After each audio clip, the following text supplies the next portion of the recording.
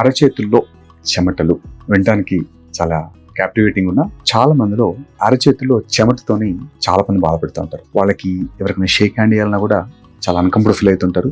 ఎందుకంటే ఎప్పుడు చెయ్యి వెట్గా ఉంటుంది, వాటర్లో పెట్టినట్టు ఉంటుంది. వీళ్ళలో స్ట్రెయిన్ అంటే అరచేతులు పాదాలు కూడా వెట్ అయిపోతుంటాయి. ఇది హైపర్ హైడ్రోసిస్ అని ఒక కండిషన్.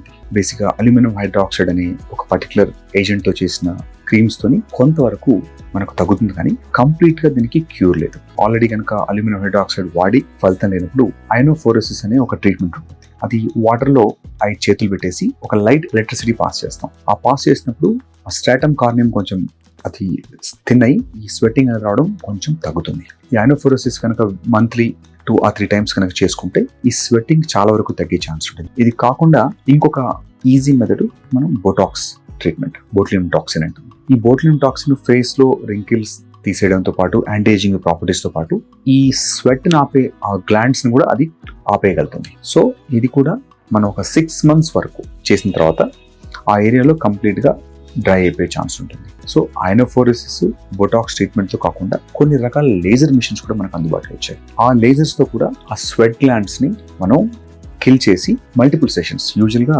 మనకు 6 to 8 sessions లో కొంతవరకు ఒక 80 to 90% మనం ఈ లేజర్ మిషన్స్ తోని మనం దాన్ని ఆ స్వెట్టింగ్ ని మనం అరికట్టగలుగుతాం.